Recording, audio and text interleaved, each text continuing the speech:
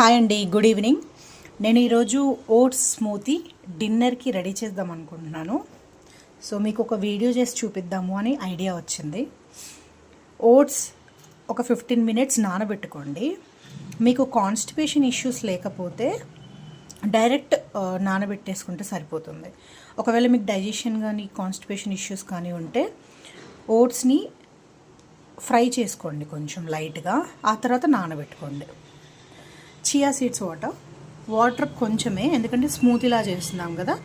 ఒకవేళ మీకు స్మూతీ లాగా గట్టిగా రాకుండా, చాలా చిక్కగా రాకుండా పల్చగా రావాలంటే ఇంకొంచెం ఎక్కువ వాటర్ పోసుకోండి, లేకపోతే మిల్క్ యాడ్ చేసుకోవచ్చు.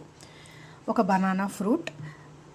బనానా అండ్ యాపిల్ కూడా వేసుకోవచ్చు, బట్ బనానా ఉంటే టేస్ట్ బాగుంటుంది.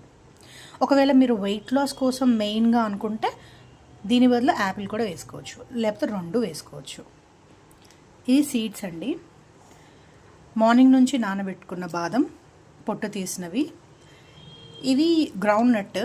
మీరు దీని బదులు జీడిపప్పు వేసుకుంటే చాలా బాగుంటుంది. ఈరోజు ఇంట్లో రెడీగా అవైలబుల్గా లేవు, అందుకే నేను పల్లీలు వేసుకున్నాను. పల్లీలు కూడా ఫ్రై చేసుకున్నవి. ఒకవేళ మీకు ముందు నుంచే ప్లాన్ ఉంటే మీరు పల్లీల్ని కూడా నానబెట్టుకోవచ్చు మార్నింగ్.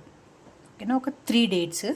సరిపోకపోతే కొంచెం హనీ యాడ్ చేసుకోవచ్చు.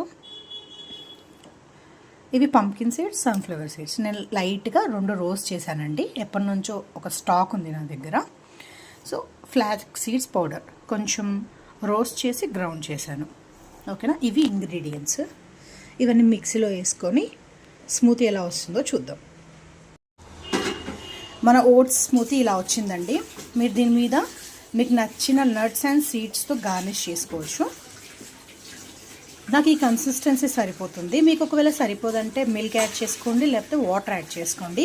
నాకు స్వీట్నెస్ కూడా హెవీ స్వీట్ వద్దు, సో నేను లైట్గా వేసుకున్నాను. మీ కన్సిస్టెన్సీకి తగ్గట్టు మీరు వాటర్ మిల్క్ వేసుకోవచ్చు. మీ స్వీట్కి తగ్గట్టు కొన్ని ఎక్స్ట్రా ఖర్జూరాలు అండ్ హనీ కూడా యాడ్ చేసుకోవచ్చు.